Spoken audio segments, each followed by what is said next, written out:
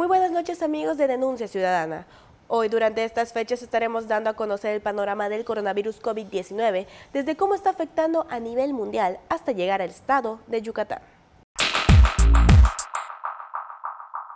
La epidemia de la enfermedad por coronavirus 2019 comenzó a fines de diciembre de 2019 en un mercado de animales de la ciudad de Wuhan, capital de la provincia de Hubei en China Central.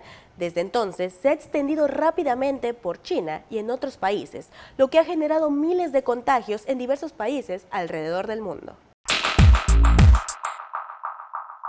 La pandemia de coronavirus SARS-CoV-2 mantuvo un crecimiento acelerado y rebasó los 16 millones de contagios en el mundo, mientras que la cifra de muertes llegó a más de 664.000 desde que inició el brote en la ciudad de Wuhan, China, a finales de diciembre de 2019. En la semana del 19 al 25 de julio, se sumaron más de 43.000 muertes por el virus, mientras que hubo un aumento de 1.7 millones de nuevos casos. La Organización Mundial de la Salud alertó que la pandemia se sigue acelerando alrededor del mundo. Sudáfrica se posicionó como el quinto país con más casos registrados en el mundo, superando a México, Perú y Chile, que lideran el número de contagios en la región.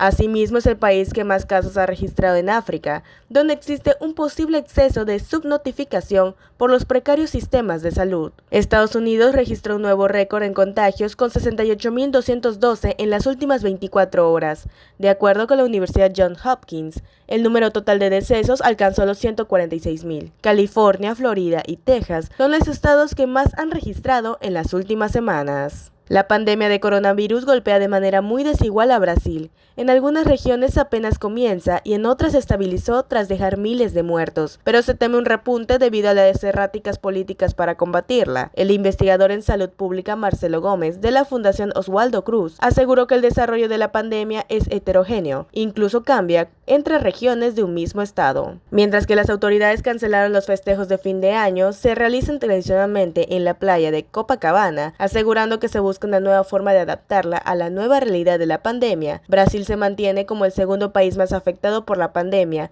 con más de 2.39 millones de contagios y más de 86.000 decesos.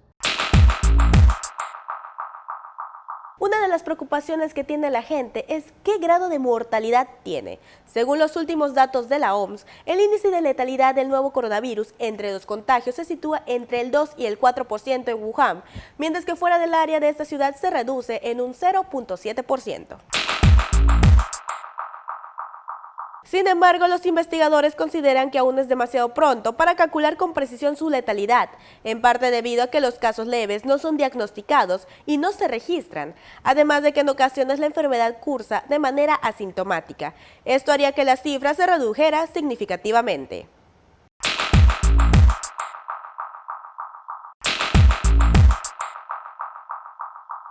Otra de las dudas frecuentes es cómo se propaga. El virus se propaga principalmente de persona a persona, sobre todo mediante gotículas respiratorias, que se producen cuando una persona infectada tose o estornuda.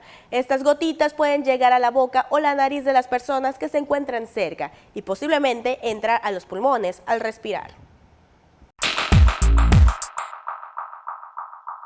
Las gotas con el virus también se pueden depositar en diferentes superficies y objetos, que al tocarlos se pueden incorporar a las manos, lo que es potencialmente infeccioso si la persona luego con esa misma mano se toca la boca, la nariz y posiblemente los ojos. La Organización Mundial de la Salud indica que el riesgo de contraer la COVID-19 de alguien que no presiente ningún síntoma es muy bajo, aunque advierte de que muchas personas que contraen la enfermedad solo presentan síntomas totalmente leves.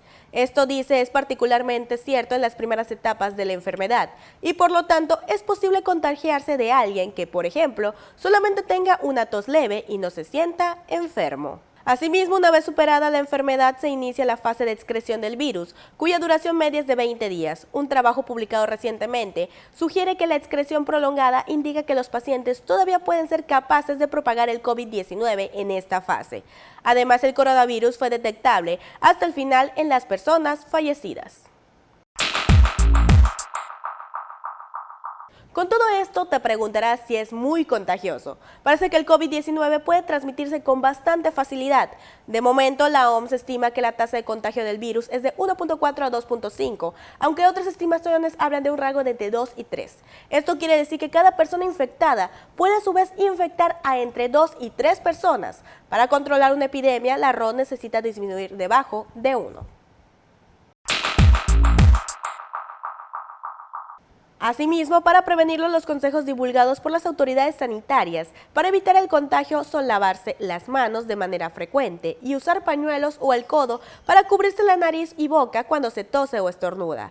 En cuanto al uso de mascarillas, no son imprescindibles, a no ser que se esté infectado o se esté en contacto directo con los pacientes del portan el virus. En caso de tener síntomas, las autoridades recomiendan llamar a los sanitarios para que en el caso de estar infectado no se propague el virus en los hospitales o se colapsen los servicios sanitarios. Continuando con este programa especial sobre el coronavirus COVID-19, muchos preguntan cuáles son sus síntomas, ya que muchos se confunden entre una gripe común, influenza o hasta la misma alergia. Con la llegada del coronavirus COVID-19 a México, muchos se preguntan por las diferencias y semejanzas entre este patógeno y otro viejo conocido y habitual de estas fechas, el virus de la gripe o el catarro. ¿Qué cosas tienen en común y qué tanto pueden diferenciarse? Muchos de los síntomas de ambas infecciones son similares. Sin embargo, el coronavirus tiende a presentarse con fiebre, tos seca, dificultad respiratoria, dolores musculares, cansancio o abatimiento. Menos frecuente, expectoración, dolor de cabeza, tos con sangre o diarrea. Sin embargo, también parece que los afectados por una u otra enfermedad presentan ciertas particularidades, como el moqueo o el dolor de garganta, que son molestias típicas de las infecciones de las vías respiratorias altas. Es decir, si su nariz gotea y está estornudando con frecuencia, usted tiene seguramente un catarro o una gripe normal. El nuevo virus ataca las vías respiratorias bajas, por lo que los infectados desarrollan tos seca, dificultad respiratoria o neumonía, pero no dolor de garganta. En el caso de su transmisión, ambas enfermedades se transmiten también por vía respiratoria. Sin embargo, sí parece que el coronavirus tiene una mayor capacidad de transmisión que la gripe común. Se estima que se da un contagio de unos 3 individuos por cada persona infectada, mientras que en el caso de la gripe, esta transmisión llega a 1 o 2 personas. Eso es lo primero que tenemos que hacer, distinguir las sutilezas que hay entre un cuadro habitual y este cuadro, un cuadro mucho más grave, más complicado, con más tos, con más fiebre, etc. En segundo lugar, hacer una buena historia clínica donde se puedan detectar los factores de riesgo. O sea, yo ya tengo una persona con un cuadro respiratorio, entonces empiezo a investigar si tiene los riesgos, por ejemplo, de haber viajado o haber estado en contacto con casos sospechosos o con casos confirmados. Lo siguiente para estar preparados es contar con el abasto de medicamentos suficientes, que en este caso, como te dije, va encaminado a ciertos antivirales, aunque no sean específicos, como el Tamiflu, la Mantadina, etcétera, y los medicamentos que se llaman sintomáticos, o sea, para manejar la calentura, las flemas, la tos, etcétera. Y bueno, evidentemente la Secretaría de Salud se prepara también llevando un seguimiento de lo que a nivel federal la Secretaría de Salud Nacional le va mandando, ¿no? Por ejemplo, hay fases en la parte de epidemiología, existen fases. Entonces dice fase 1 epidemiológica, fase 2, fase 3, y entonces ahí le va a decir, cierras el viaje, evitas que la gente vaya a lugares públicos, distribución de cubrebocas. Bueno, eso si se diera un caso, la Secretaría va siguiendo esos lineamientos que además son globales, o sea, se manejan por la Organización Mundial de la Salud en todos los países y desde luego a nivel federal y los estados lo van cumpliendo de acuerdo a la situación. Tanto en el caso de la gripe como en el del coronavirus COVID-19, las personas con más riesgo de morir y sufrir complicaciones por culpa de la infección son los ancianos y personas con un cuadro de patologías previas o inmunodepresión. Por ello se externa tomar las debidas precauciones. Los síntomas descritos para la neumonía de Wuhan provocada por el nuevo coronavirus son fiebre, dolor de cabeza y fatiga, acompañados de tos seca y sequedad, y en muchos casos de disnea, que es la dificultad para respirar.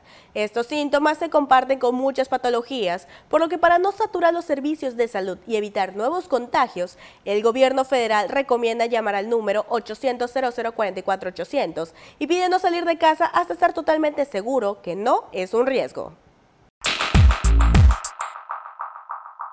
En México, el COVID-19 tuvo su primer caso por parte de un hombre de 35 años procedente de Italia el 28 de febrero de 2020. A partir de ese día se han ido en aumento. México supera a Perú en la lista de países con más casos de coronavirus luego de actualizar la cifra de contagios por la enfermedad y alcanzar el monto de 390.516 en todo el país, además de 43.680 fallecimientos, para ser el segundo país de Latinoamérica más afectado en ambos rubros, por debajo de Brasil. La Ciudad de México no podrá transitar de semáforo naranja a amarillo debido a un incremento en la tendencia de contagios y hospitalización en la entidad, que amenaza con retomar los números a cuando el estado capitalino se encontraba en máxima alerta. Del total de casos acumulados, la Dependencia Sanitaria de México explicó que alrededor del 12% de ellos son casos activos, es decir, 51.612 casos son portadores del SARS-CoV-2 y pueden transmitir la enfermedad. Durante la rueda de prensa presidida por Hugo López-Gatell, subsecretario de Prevención y Promoción de la Salud, se informó que los casos de COVID-19 siguen en aumento, pero que el escenario en el que se encuentra México está dentro de lo esperado, de acuerdo con los índices reportados con anterioridad. Durante la presentación del reporte técnico, se explicó que las entidades federativas que cuentan con mayor carga acumulada son la Ciudad de México, el Estado de México, Tabasco, Veracruz y Puebla. No obstante, las autoridades locales pueden estar pendientes también de los brotes nuevos de este virus en los últimos 14 días, esto para determinar el nivel de riesgo epidémico de manera actualizada. En México se confirma que gracias a la reconversión hospitalaria y a la adquisición de nuevos soportes respiratorios, la disponibilidad supera el 50%. En cuanto a la red IRAG sin ventilador, de las 29.881 camas disponibles, se han ocupado 13.925, lo cual equivale al 47%, es decir que quedan desocupadas 15.956 camas, lo que equivale al 53%. En el caso del estado de Yucatán, las autoridades han implementado una serie de procedimientos de sanidad para evitar que sigan en aumento los casos. Sin embargo, el panorama sigue en aumento. Según los últimos datos oficiales de la Secretaría de Salud de Yucatán, el estado ya superó la barrera de las 1.000 muertes, reportando apenas este fin de semana 1.009. Asimismo, el número de contagios se encuentra en los 8.729 casos positivos, 102 de los cuales son de otro país u otro estado. De los casos registrados, 410 están estables, aislados, monitoreados constantemente por personal médico de la Secretaría de Salud de Yucatán, presentando síntomas leves. 507 de los casos confirmados están hospitalizados y en aislamiento total. Hay otros pacientes hospitalizados a la espera de diagnóstico. El rango de edad de los casos confirmados es de 1 mes a 98 años. La tasa de incidencia en Yucatán es de 360.54 por cada 100.000 habitantes. Con esta situación, y aún después de que el gobernador Mauricio Vila Dosal haya puesto en marcha el hospital temporal en el Centro de Convenciones Yucatán Siglo XXI y el hospital provisional en Valladolid, se han visto en la necesidad de imponer nuevas restricciones para evitar que la gente siga propagando el virus. Ante esta situación, nuestro nuevo Hospital Temporal Siglo XXI entrará en operación recibiendo pacientes con coronavirus que se encuentran en etapa de convalecencia, provenientes de los hospitales del gobierno federal, como lo son los del IMSS, el ISSSTE, Hospital Regional de Alta Especialidad, y del Hospital Orán, que es un hospital del gobierno estatal, para apoyar a liberar camas en estos hospitales que hoy se encuentran con una alta ocupación y que estos puedan seguir recibiendo a quienes acudan a ellos en estado grave. El coronavirus COVID-19 es una enfermedad que poco a poco sigue afectando a la población. Sin embargo, no es tarea solo de las autoridades, sino de nosotros mismos. Haz caso a las recomendaciones aquí presentadas y evita que esta enfermedad siga propagándose. Mi nombre es Ana Luz Irigoyen y esto fue Denuncia Ciudadana. Muy buenas noches.